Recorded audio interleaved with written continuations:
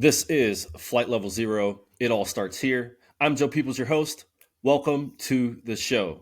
All right, guys, if you are a veteran, you're out there, you're looking for some help, you're looking for somebody to talk to on the phone and figure some stuff out, please call the Veterans Crisis Line, dial 988, and then press 1.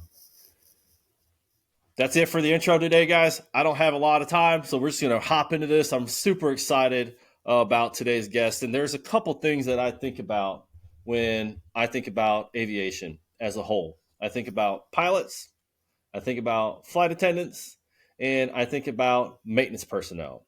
Today, we have a fantastic guest. Her name is Lauren Baum. Lauren, welcome to the show. Hi, thank you so much, Joe. I'm really looking forward to be here. You have a great podcast, so it's an honor to be on here. Thank you. I super appreciate it. So, like I was saying, I think about three people in the back of the airplane. One of those is flight attendants, and Lauren here is a professional corporate flight attendant, and really excited to have you on the show. Really excited to dive into your space and what you guys do, because we haven't had one on the show yet. So really excited about that. No kidding. I'm the first one. I love it. The first. Okay, so Lauren, let's get to know you a little bit. Where you're from, and how did you find out about aviation?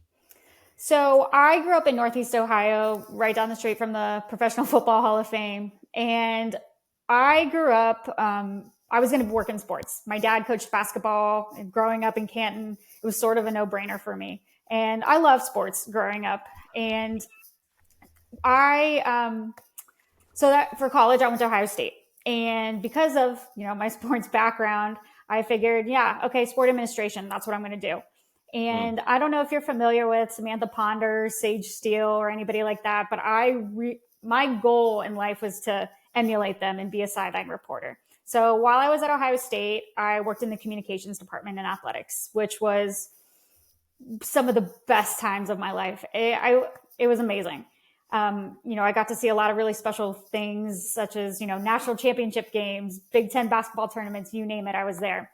So After I graduated, I went on and got my master's degree at Cincinnati. And by the time that was done, sports is a blast, but when you're working in it, it's a little bit different. And I was pretty fried. And I remember the day that I got offered my first full-time position with a Division I conference out in Indianapolis. And they told me what my starting salary was going to be. And I laughed. I said, I can't eat on that. They said, well, I'm going to pay your cell phone bill. I said, no, this isn't going to work. And at that moment, I had a little bit of an ego because I was sitting there thinking, I was like, okay, I have this resume. I have all this education and experience. And like, what is happening right now? Yeah. It's interesting. I was thinking about it this morning and the way I was going to describe it. And had I recognized the importance of networking and using the people in your corner, I probably would have done things a little bit different. But instead, I was 26. I was about to get kicked off my parents' insurance. And I was like, I need to figure something out. I ate a slice of humble pie and I went and got a job at Starbucks because I had benefits. I could work as much as I wanted to until I kind of figured out what I wanted to actually do. As it turns out, I really enjoyed that job. Within a year, I was managing a store and things were pretty good. COVID hit and completely changed the trajectory of that job and what that looked like. And it was November of 2020 and I was sitting at home and I think I was on Instagram or something. And a girl I went to high school with was doing this job. And I sat there, I was like, well, that looks okay. What do I have to lose? I'm really unhappy now. My mom's sick of me calling her crying every day about how miserable I am. So let's try something. 3 weeks later, I set myself to training completely under the radar. Really didn't tell anybody what I was doing because, saying you're going to work in aviation in 2020 that's weird, right? Like that doesn't really make a lot of sense. Yeah. So I set myself to training. And then I think I had my first flight about 6 weeks later. I had networked with somebody who was also in the Ohio State alum and had my first flight. And through all of that, I was still on LinkedIn and I was trying to call people to pick their brain and figure out like what I didn't know, right? Because I was still so new. And I will never forget this. And I really hope he listens to this episode. I had connected with the former director of operations at Wheels Up. And I said, hey, Mark, can I please just pick your brain? Because I was in Cincinnati at the time. Wheels Up was down in Cincinnati. It was kind of like, let me see who I know locally. Yeah. And he said, yeah, absolutely, Lauren, I'll give you a call. He picked up the phone and said, Lauren, I know exactly who you are. I said, what? He goes, you manage the Starbucks down at Mall Road. I was like, you've got to be kidding me. Wow. And I mean, it was perfect timing. It was networking and everything like that. And they said, we're going to be hiring cabin attendants in a couple of weeks. I really want you to interview for that. So I touched base with the pilots who I had worked with on that first contract trip, because they were some of the few people that I knew. I said, what are your thoughts on this? They said, go work there for a year and come talk to us. They said, that year that you're there, you are going to learn so much. You're going to be really sick of airlining, but you're going to get really good at this job. It's like boot camp style. So I said, absolutely. And then about, I would say 8 months later, they reached out again and said, hey, we might have a full-time job opportunity for you in Columbus. Is that something you might be interested in? I said, absolutely. Awesome. And the rest was kind of history. I just had my 3 years with the account that I work on out of Columbus, and I started my business a year and a half ago, and things are good. But I humbly say, it took a lot to get here. I made it sound quick, but there's a lot of things that happened in between that sort of got me from managing a Starbucks to what I do now. But it's crazy because I don't know if you know Kat Wren, but she was also kind of in the same space. Sports, did a lot of sports. And you would think, man, this would be a great career. And what a big difference in actual career choice versus what you were trained to do. How was that for you when you were like, I think some people would kind of be like, man, I just wasted all this time. But it seems like you kind of just took it in stride and moved. Like, how did you kind of come up with that? Is there were you taught when you were younger a certain thing? Like, if something's not working out, just figure it out? Or what do you think? There's a couple things, I think. To my parents' credit, I grew up an only child. Not one day did they ever make me feel like I couldn't do anything in the world that I wanted to do. And for that, I am so, so grateful. They made me feel like I was the most capable person in the world, even when I didn't feel like it. So I think It was some of that. I think that, after listening to talk about, Kat, they were talking about how, there was no option for it to not succeed. And I was in that position, in that mindset where, failure was not an option. Like, I was going to make it work. I don't know how I was going to do it, but I was going to figure it out. Yeah. And that mindset has truly been what has gotten me through every single step of like, well, I might not know what I'm doing now, but I'm going to figure it out.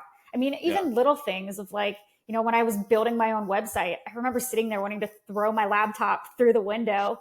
And I was like, okay, just like, you can figure it out. You're going to figure it out. And you always do. So I think that was a big piece of it. And to be quite honest, sports is really easy to talk about in groups of people in aviation, whether it's people who are on board or you're at a networking event. It's a really easy small talk kind of type of conversation. And sports is a big part of the account that I fly on. So, that small thing actually is a really important piece, right? To be able to have that knowledge and background. So I might not be working in sports, but I am certainly using it. Yeah. I think that's a really important piece that, a lot of people in aviation, that wasn't necessarily the first thing that they wanted to do. So it's taking whatever you did before and figuring out a way to apply it to the job that you are doing now. Yeah.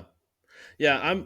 I'm not a big sports guy, right? But I know that there's a lot of small talk going on about sports. So I watch specific football games because I know they're going to be talking about it, or I'll find the baseball game that's really important right now, and I'll watch that. I always watch NHL's, the last couple weeks of it.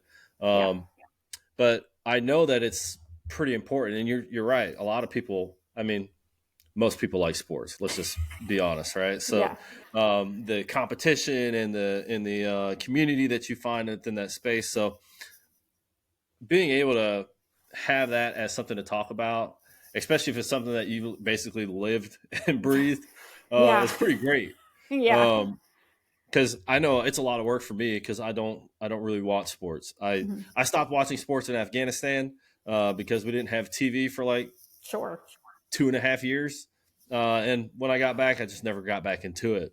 So I forced myself to actually watch games and read stats so that I have something to talk about when people start talking about it. Because I'm one of those guys. It's like people are like, "Man, did you watch that football game last night?" And I'm like, "Yeah, Yep. LeBron scored so many 3 points." Like it's Yeah. And terrible. then, but there are people in our industry who are along that same line and would really appreciate that.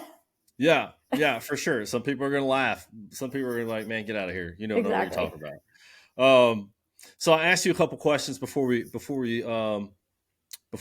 actually solidified this recording, Hmm. and I asked you about two or three topics that you'd like to talk about. Uh, Hmm. so we have entrepreneurship. Sure. Let's talk about it. Let's talk about Yeah. what you're doing. What's your company?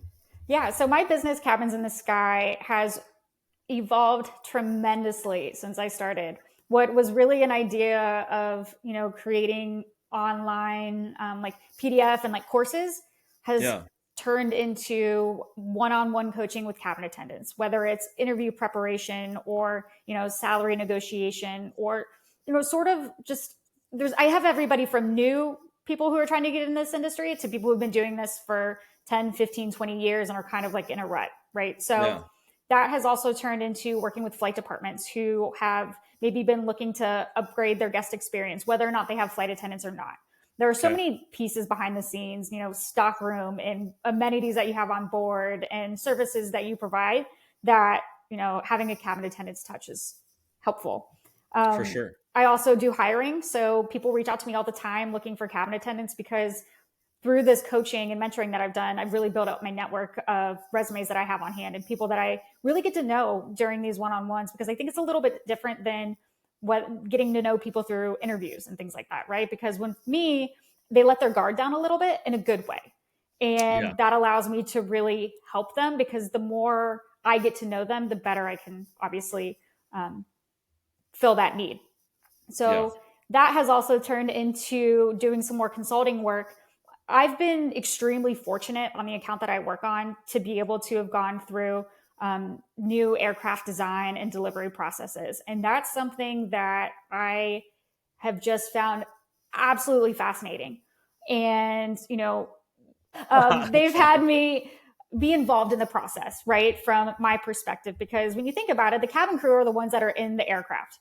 They're the ones that are using it. They know the technology, they know the capabilities, they know how the principals or the company are going to use that aircraft. yeah, So I've been able to work through that space, and it's fascinating for me because I know that me personally, when this account goes away that I'm currently flying on, I'm not going to fly anymore. I I have a unicorn job and my business, I'm building it for whatever comes next. So that's sort of the space that I'm working in. And like I said, it's evolved into a lot of different things. Resume writing's a big one too. yeah. No, that's awesome. So a lot of people don't. So you say cabin attendant coaching, Yeah. training, Mm-hmm. and this information. Like a lot of people don't understand that the cabin attendant is not just the person. Most of us, the only exposure we have to a cabin attendant is Sure. flying commercial, right? Yeah. And they're not just the person with the drinks and the snacks, right? And Not coming even over and close. saying, "Hey, put on your seatbelt." There's a lot more that Yeah. goes into being a cabin attendant. So can we dive into that? What Yeah. does it take to be a cabin attendant? So besides, the basics are you have to have your safety training. You have to have Okay. your CPR and things like that. I think having a background in hospitality is extremely beneficial. But what I have found more than anything is that the professional development piece with cabin attendants is paramount. It's Hmm. how you carry yourself every single day. It's being able to walk onto an aircraft or walk into a room and have that professional presence and that quiet confidence to really hold your own because your guests need to trust you. Your crew needs to trust you in every single way. And I think sometimes that professional development piece gets a little bit lost through the champagne and the caviar and everything like that. I mean, that's not going to save you when push comes to shove. And what people don't realize too is that, we are our brand and we are our business. And we represent ourselves and the crew and the company that we're working for and the principles we're flying for every single time that we show up to work. So that's what I focus on a lot in my coaching and mentoring calls, is that professional development piece. Yeah, I think the professional development is missed amongst a lot of different jobs in the industry. A lot of people just come to work, they do their thing for 10, 15 years and never advance, or want the advancement, want the more responsibility, want the bigger job, and then after a couple of years of trying to figure out what to do there, we end up getting really busy with the busy work of the job. I like that. I like that you put yourself through some type of training, right? That shows a lot of initiative, right? Most people are just waiting for, and I used to be guilty of this. I was waiting for my company to send me to school. Like I want Challenger 300, 300 manufacturing. What is it? The initial course, or running taxi course for the Citation 560 XL. And I was just waiting for somebody to give me that opportunity. It's expensive, it's not cheap. So, it's like, once they give me an opportunity to go do that, I'll go and finally be able to advance in my career, which is unfortunate. I think a lot of people are, because it's so expensive, it's daunting to be able to, but you've got to invest in yourself. Right. And I hear that all the time from people, that they're like, well, so-and-so's company will pay for me to do this, or maybe I'll do this and that. And it's like, speak very candidly, I understand that it costs money, but it's a drop in the bucket compared to the career that you can have as a result of putting yourself through that training. Yeah, no, for sure. My good friend, I'm not going to say what he does or his name, but he has literally put himself through 3 master's degrees. Wow. Piloted G650s, worked in the worst places in the world to build his time, and has done this all on his own dime. And he is in a position now that people are like, bro, you're so lucky, and I'm trying to find where the luck is, like this was a lot of hard work for him to get to the position that he's at. And it was a lot of investment that he had to put in, and just seeing him thrive in that space and knowing that it's because he put in a lot of work behind the scenes that nobody saw. Right. Yep. Exactly. You've got to take that time and try. If there's no way for you to get it with where you're at, then you've got to figure out a way for you to create that reality for yourself. Yeah. It's like when I started JP Aero, I was working 3 full-time jobs. And while I was doing 3 full-time jobs, JP Aero was my side hustle. Right. And it was like, every extra dollar I got, my wife and my kids, they knew Dad's going to spend money on tools. He's going to buy whatever. He's going to be buying business cards. He's going to be doing all this stuff.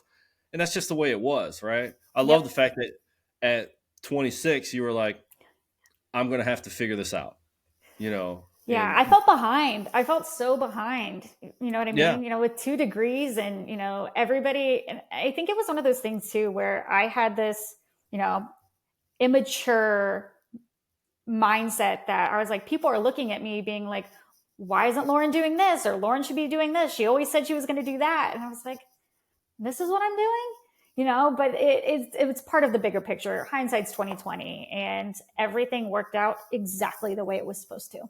I believe that. Yeah. And it's okay to change your mind. Yeah. Yeah. 26, like right? You still got so much life ahead of you, even like, I don't know if anybody who is listening to the show has heard of Gary Vee, but Gary Vee's like, you're 50, you got, 40 years, yeah. Mel Robbins talks about that all the time too. I don't know if anybody listens to that one. I mean, she's amazing.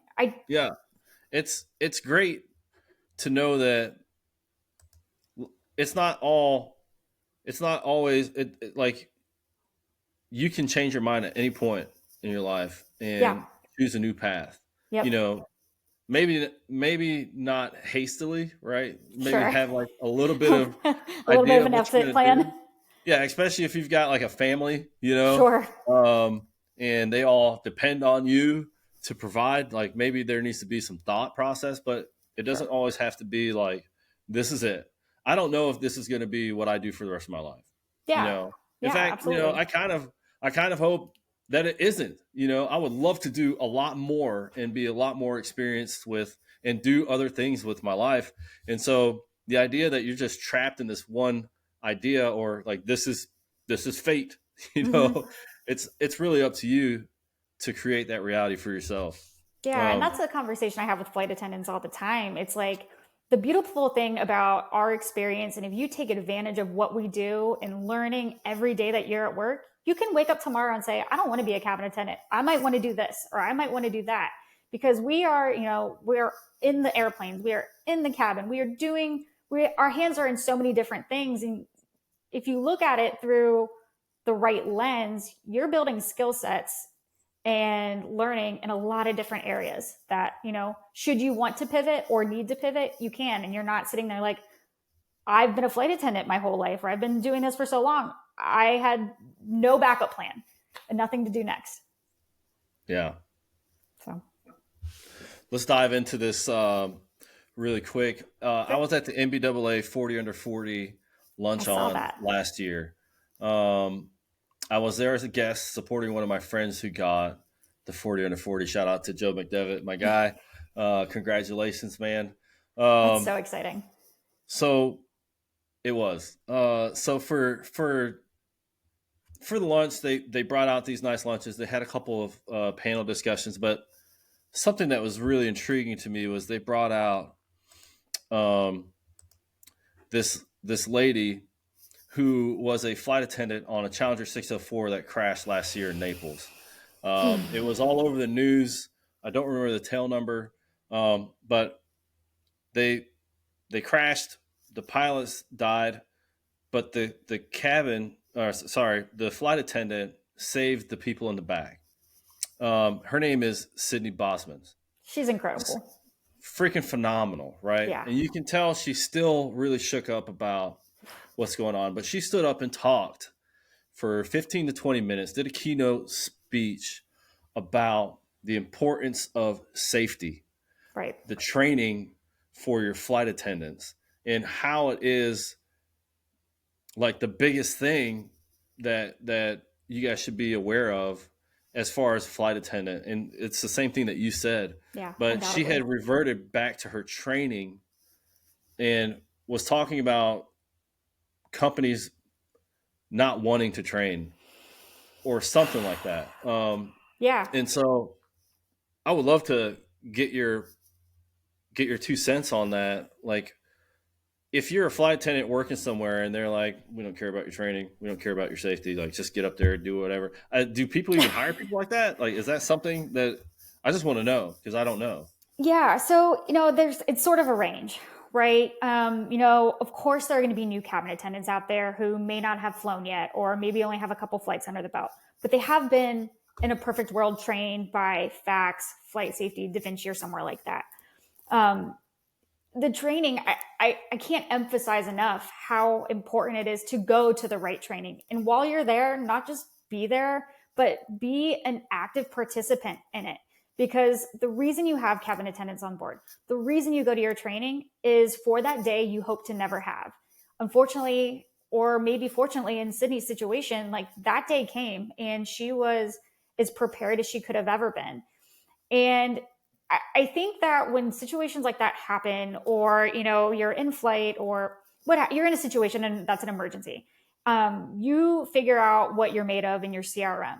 It's very evident by that situation that not only did she have good CRM with her pilots, but she knew that aircraft like the back of her hand. She had reverted back to the drills that you do when our cabin trainers, and she knew what to do. And sometimes you go to training and you see people who maybe don't take it as seriously, or you hear about companies who might not be super particular about the training that you take, or flight departments or operations that don't fly with a cabin attendant at all. And that's alarming.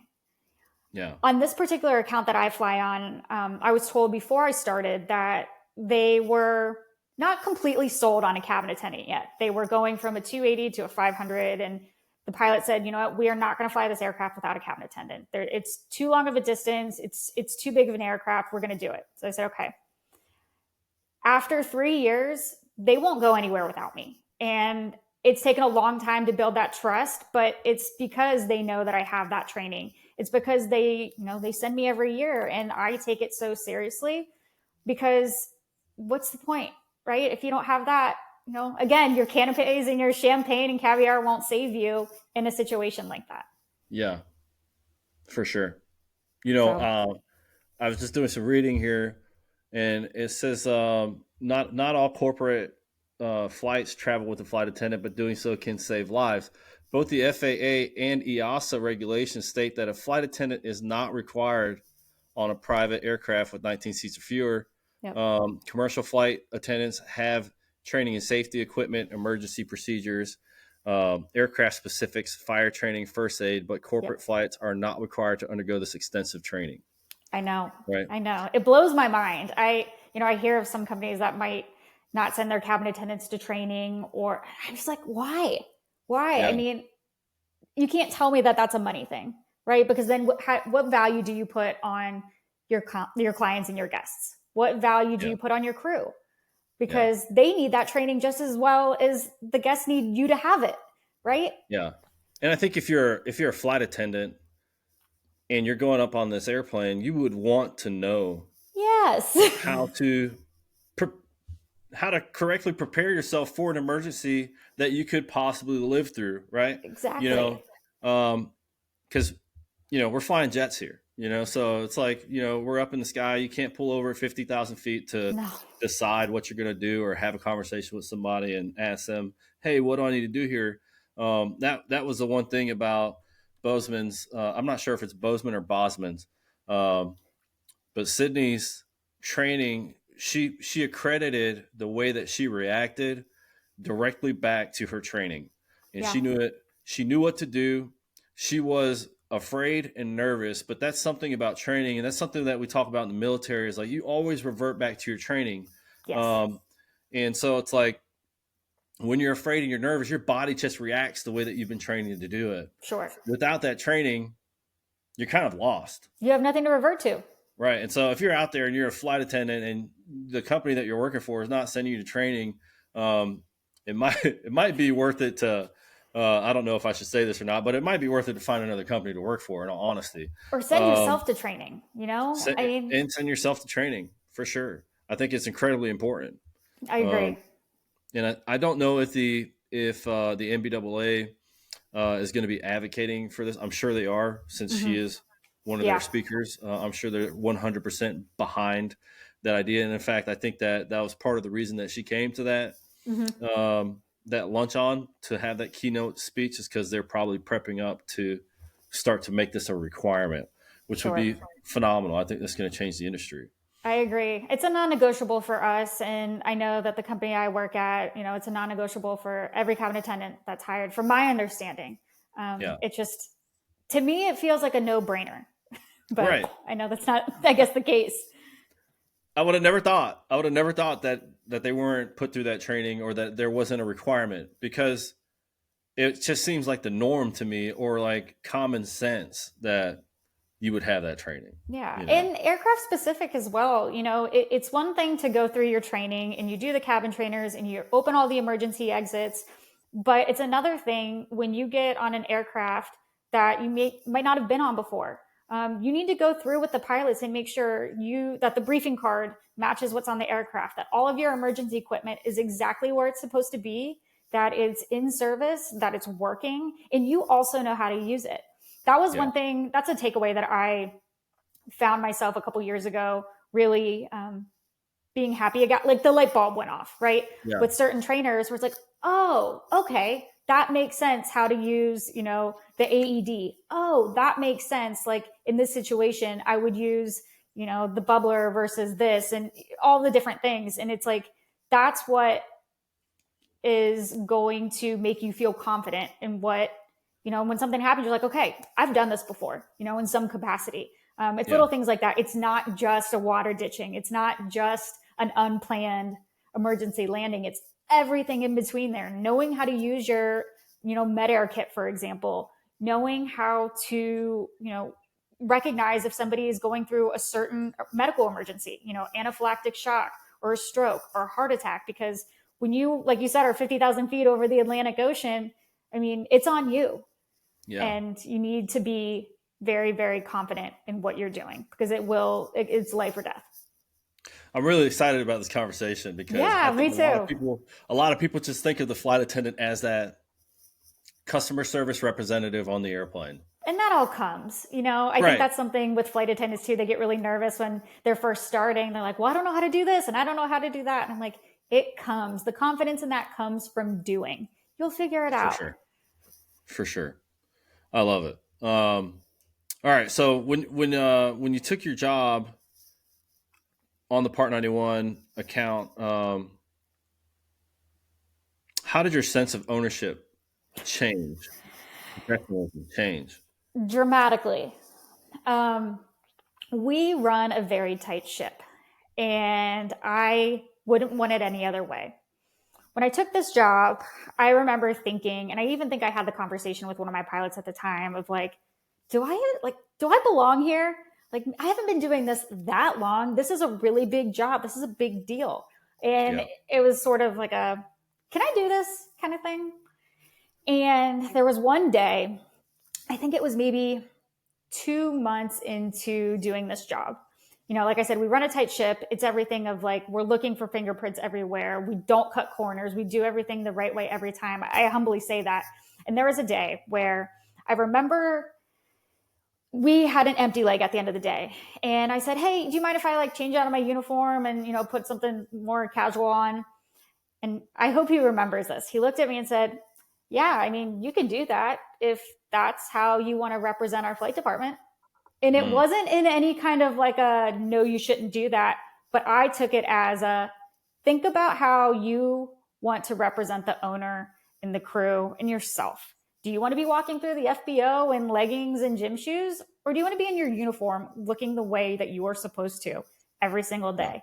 And I think about that moment all the time. And it was like a snap of my fingers of how I was going to do the job from there on out. It wasn't going to be laying on the divan when we have an empty leg or a little bit of time left. It wasn't going to be me taking my hair out of my bun because it's been in a bun for 10 hours and my head hurts, It's doing everything the right way all the time, regardless of who's watching though. Because once that happens, it's like an intrinsic motivation kind of thing for me. And I think that's why I'm so proud to do the job that I do with the people that I do it with, for the people I do it for.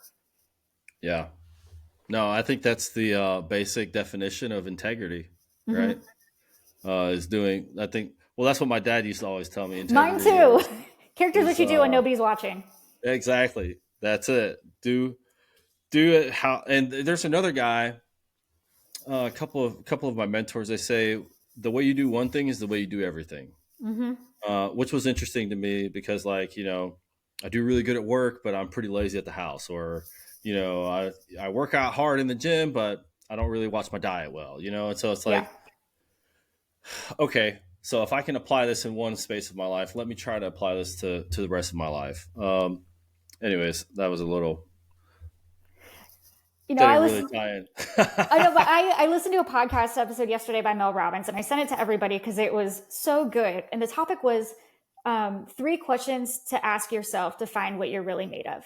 And they were talking to Terry Crews, who, he's an actor, but he went NFL player to janitor to actor. And he said that his light bulb moment was, he was talking to somebody and they said, okay, if you were paid $1 million to do this job, how would you show up? And he's like, okay, well, if it was this job, I would be dressed like this, and I would make sure I did this, and I would also make sure I did this, and all of these things. And that's how we need to think about whatever job we're doing. We need to try to be our best at it. If somebody was paying me $1 million to do that flight or work on that project, how would I show up? And I absolutely love that. It resonated with me, and I think this industry as a whole, because when I was listening to other episodes and that you've done with this, I think a very important connection between everybody is they have no wiggle room, and they're just going to do it, and they're going to do it the best, and they're not going to give up, and they're very, very determined people. They just make it happen, and they do it as if they were getting paid $1 million to do it. Yeah. You know, it's something that I really struggled with personally, is dressing the part, right? It's hard. Because, you know, I'm hoodie, hat, you know, Sure. I still wear my hat to NBAA. I wear a suit, I get suited up and do my thing, and I got my flat bill on hat on. Everybody knows me with the flat bill, so that's just kind of what it's turned into. Everybody knows Joe's wearing the flat bill, but dressing the part is important. If you're going to go to a networking event, say if you're going to go to, I don't know, Congress, you want to be dressed the part, you know. Right. If you're going to go to the school board meeting to talk about what your kids are going on, you want to kind of dress the part, right? And so it's like, there are things that you got to do that you don't necessarily want to do, right? Or you're not But comfortable with. that's part of holding yourself accountable, you know. And it's, for me, the reason I wear a suit to NBAA is because I know that all these other people have taken the time to get nice, to cut their hair, to find this suit, get it pressed, take all the time to make sure their shoes are shined, or whatever type of shoes they're wearing. Usually you're wearing tennis shoes at these events because you're walking around like 10, 15 miles a day. Yeah. But I feel personally that if I'm not dressed the same way, it's almost a disrespect to the people that I'm here to talk to, because they've taken out all this time and putting in all this effort to look a certain way, to be there and to look professional and present this brand of themselves. I should have enough respect for them to also do the same. And I love that that conversation between you and your boss, because I've had this conversation with my wife. You know, she's like, you need to put on a suit. And I'm like, I don't want to. She's like, all these people are getting dressed up. And, you know, this hasn't been put in my head just through me. It's been through mentors, through conversation with my wife. Like, hey, you're going to church this week. Maybe you should not wear a t-shirt and jeans, you know, like, and just certain things and stuff. Right. So it's like, sometimes you've got to dress up. If you're going to go meet Jeff Bezos for a business meeting, you're not going to show up in a t-shirt, tank top, and, you know, your hat backwards and stuff like that. You're going to show up ready to play, you know. And if you're not, you're going to get kicked. They ain't going to talk to you. And that's his first impression of you, right? I mean, especially at events like that, like that's a lot of people's first impression, or maybe second if you talk to them online. But, you know, you get one shot at that. Yeah. And, you know, that conversation that he had with me, I'm so fortunate to work with somebody like that, because he's been doing this for a really long time, and he holds himself to such a high standard. And when you're around that, it's contagious. You know, he sets the tone for our flight department. There is no doubt. You know, anytime we go off and maybe do a contract trip or work with somebody else, we always come back to our group and we're like, man, I really like that we do this, or I'm really proud because we follow these SOPs, or like, this is how we do things, because, you know, not everybody does it, and that's okay. But I think it helps us appreciate, you know, the extra time we take in anything that we do for this job. Yeah. I think being a mechanic, for a mechanic, you know, we're usually dirty. Sure. You know, just wearing whatever to work, you know. I know at Gulfstream, it was important. You had to tuck in your shirt, and you had to appear a certain way, even though they were just like normal Cintas work clothes. Yeah. There was a standard we had to hold. But if I ever showed up in a suit, I know 100% that people were going to be making jokes behind my back, you know, and all that stuff, because, oh, there's Joe, you know, why is he all dressed up type deal. And one thing that I've learned over the past couple of years is like, maybe those just aren't my people, because they're not rooting for me to do better for myself. Yeah. And sometimes that's the truth. And it's a hard thing to separate yourself from. But if there's a certain job that you're looking for, or a certain place that you want to be around certain people, you find people that are doing the things that you want to be doing in life, and you imitate that. You follow that standard. Yes. You know? Yeah. And I'm experiencing that a lot right now, I think, with wanting to take my business and myself to whatever comes next. You know, I think it's so important to put myself in maybe uncomfortable situations that maybe I don't feel like I'm qualified for. Back in November, I'm pretty active in our local aviation group, Orba, and I got up and spoke. And everybody else was on panels, and they had a couple people that they were with and kind of, having conversations, but it was just me and Mike Smith, who such a good guy. And it was just a conversation. And I don't think I ate for days up. And I was so nervous. And that day, all I could stomach was coffee and water. And I knew, I was like, just do it. Just do this one time. And then the next time it'll be easier. And whatever comes next, you'll be okay. Like, you are going to be okay. And I was blown away by the support after and the questions that I got. And, that was, again, the first time they'd ever had a flight attendant involved or speaking. And that was pretty cool. So there was a lot of really good engagement, a lot of genuine interest, which that part, I guess, surprised me. And I didn't realize how many people don't really know what we do. So it was nice to educate them and, be in rooms with people who are smarter than me. I want to be in rooms with people who are smarter than me. I never want to be the best person in the room because I am a sponge right now. I'm learning and I absolutely thrive on that. And I love it. Yeah. It's always nice to be the low man on the totem pole. Yeah.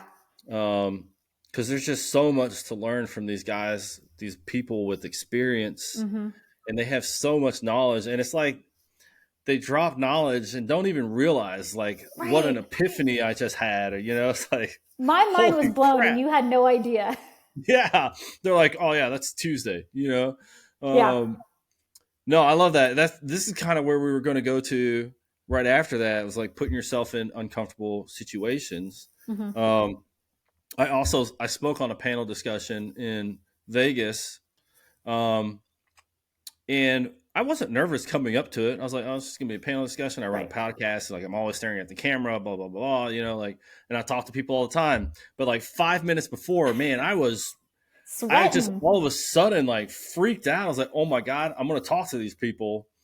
And there's 150 people there. And I'm like, that's a lot of people. Holy crap, there's a lot of people in front of me right now. What the hell am I doing here? And why are they going to listen to me? But I did talk to Sarah Calmetta a couple months ago. Well, probably a year ago on the show.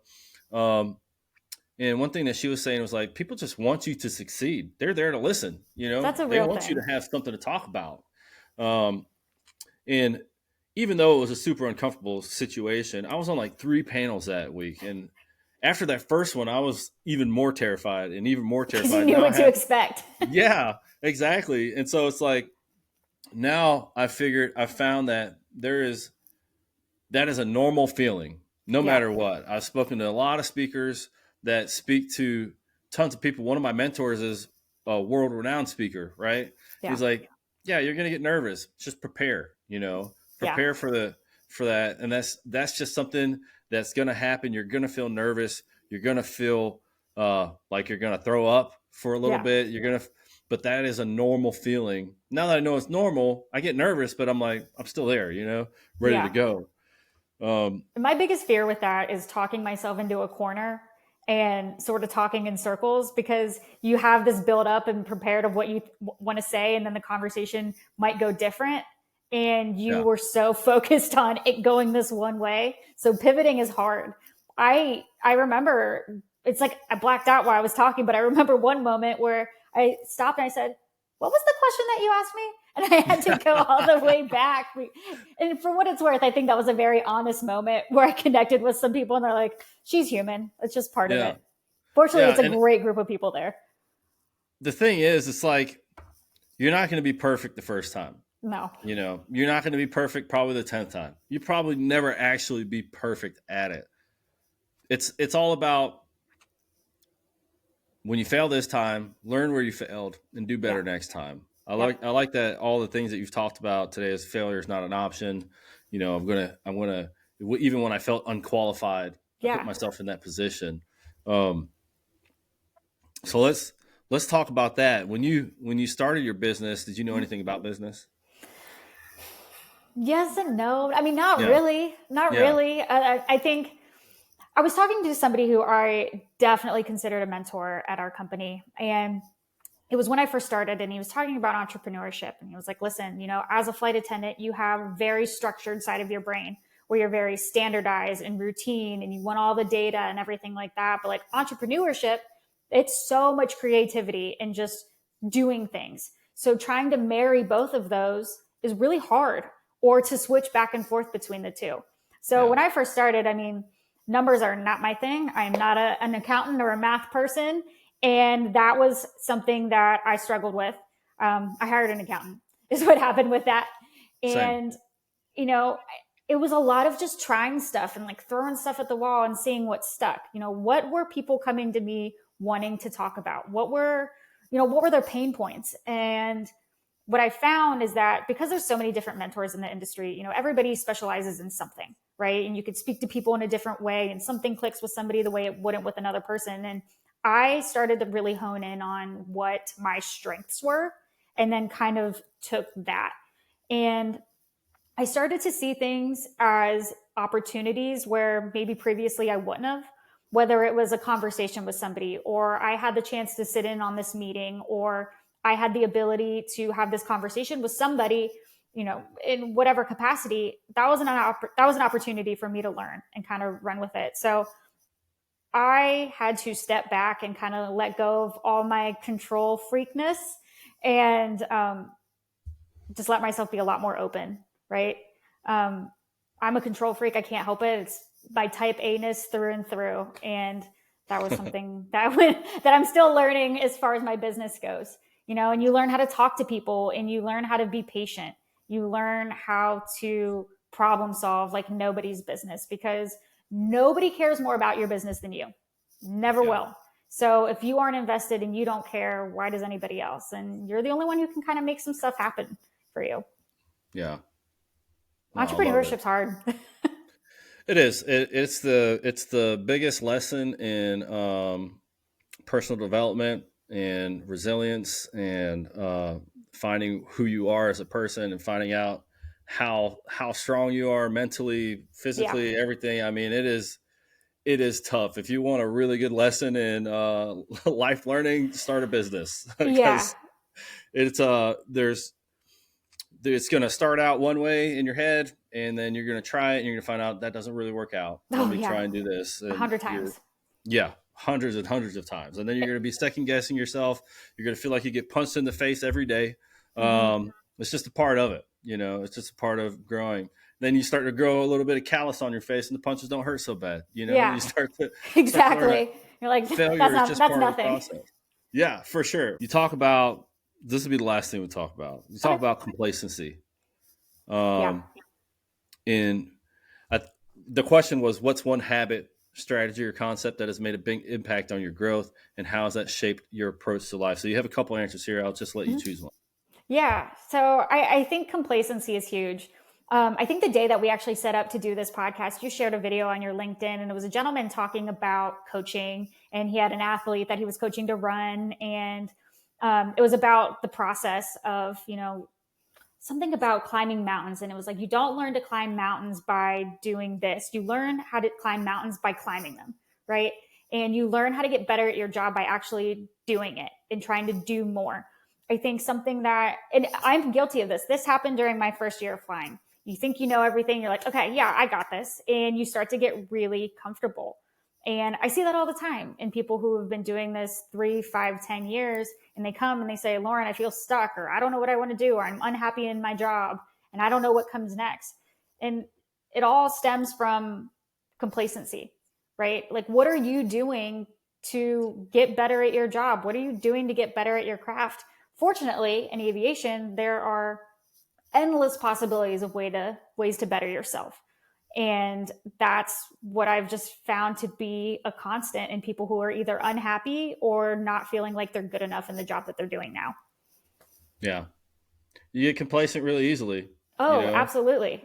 You don't even realize it's happening. I didn't, because it starts as, you start to get a little bit of confidence, and then, you set your alarm a little bit later, and maybe you stay out a little bit later on a trip, and maybe you're saying, oh, that's fine, or that's good enough. And that's exactly when it's already started happening. You're already a little bit too far gone by the time you think like that. So it's a lot of self-discipline. I think that it kind of relates to, say, if you're on a serious diet plan, Sure. right? And you go for this diet plan, you're on it for 2 months, you're solid. Mm-hmm. You haven't had a carb or whatever, you haven't had a carb for so long, and you're like, man, I'm doing really good. You start to see some really good results with that, and then you're like, you know what, tonight I'm gonna splurge. I'm gonna have some cake, Yeah.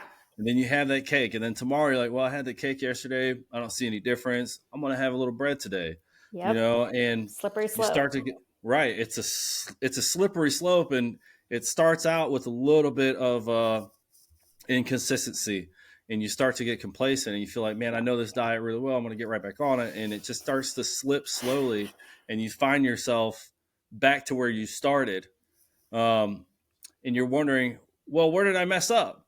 And Right. you can go back and you can find it. But I think the important part is being able to like notice where you're screwing up, where you're And getting self reflect. complacent, because complacency is it kills in maintenance. Oh God, I Um, believe it. it's one of the dirty dozen: getting complacent, not checking your tools when you're done working, not going back and double checking your work when you're done, And we not need you doing the guys. right. We And so need like you to it's not be complacent. right. And so it's really important to be able to find out where you're being complacent and nip that in the bud as soon as possible. Yeah. Because as soon as you get complacent, well, you could be leaving a tool on an airplane, not realizing, which is not always detrimental to the flight. It's not always a dangerous thing because maybe it's somewhere that's not in a vital spot. But But maybe you it know, you is. right, you get complacent with that. You get complacent with that, and it can lead to a lot of disastrous stuff. And so, just making sure that you're on your p's and q's is important. Yeah. Um, I think when take situations like that happen, it's like a chain reaction, right? It's not just like one thing happens. As you look back and you say, this happened, and then as a result, this happened, and then this, and you're like, oh, well, that makes yeah, sense. yeah. There's a chain that leads all the way back to where it started. And being complacent, it's a natural human thing. You know, Yeah. we naturally want to be lazy. We naturally don't want to do anything Yeah. that's going to be uncomfortable.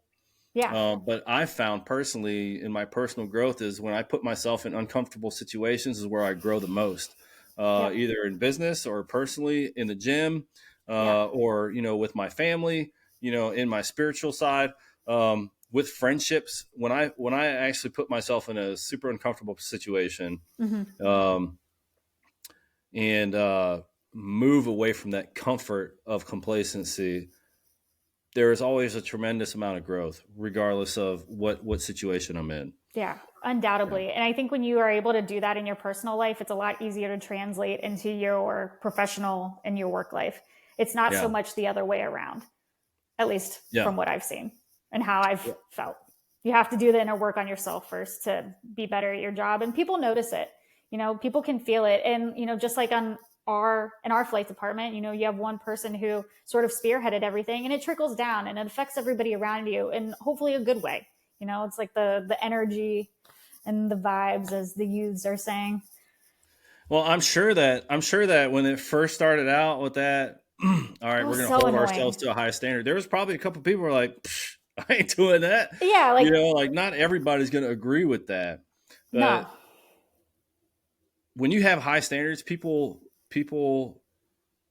they look at that and they're like, man, I wish I had standards like that. That's the Yeah, truth. they absolutely do. I'm so happy you said that because, somebody recognized that when we were going through an FBO that we go to all the time. And I was talking to one of the CSRs and she said, I look at you guys and I think of you as the standard of flight crews, how you show up and how you speak to us and how you communicate and what you do. And that was like, you know, I'm going to brag on us for a little bit. That felt really good I'm to, sure. Yeah. see that somebody recognizes it because you see it, but it's also another thing for somebody else too. Yeah, And and it sets a good example. it really does. And that CSR might be working in your flight department one day, and that might be what she aspires to be, or he. Yeah. I don't know if it was he or she, but that person is probably like, man, one day I'm going to be a professional flight attendant, and I'm going to work with that flight department because they set the standard and they're amazing, and I want to be the best, right? Yeah. Yeah. And so when you set that standard, people will follow. There's not everybody's going to like it, but it Right. doesn't matter what you do in life. It doesn't matter what you do, how good you do in life. There's always going to be somebody out there talking shit. Sorry, Yeah. excuse my French. No, it's real. But Somebody's got a problem with something that you're doing. It's just yeah, how it goes. doesn't matter where you are, who you are, what you're doing. You'll see the comments on Instagram, people hating or whatever they call it. People talking smack about you, but they're the real ones. The ones, the people, like, you're doing it for yourself. First Right. of all, you're setting a standard for yourself to keep yourself accountable, keep Hmm. yourself operating at the best that you can. And people that want to be a part of that, they're going to eventually find you and be a part of that. Yeah. And the people that don't, they just don't get to work with you. That's just the way it is, It's a privilege. It should be a privilege to do what we do and to work in the industry that we work in. I mean, this is private aviation. We are working on private jets with the top one. I mean, think about it, right? We owe it to ourselves to hold ourselves to that standard because that's the caliber of industry and people we want to work with and work in. Awesome. That was amazing. Lauren, I appreciate you coming out today. Thank you so much. Oh, heck yeah. Thanks for having me. This was so much fun. Yeah, I'm gonna put all the information for Cabin in the Sky. I'll put Lauren's LinkedIn information on Yeah.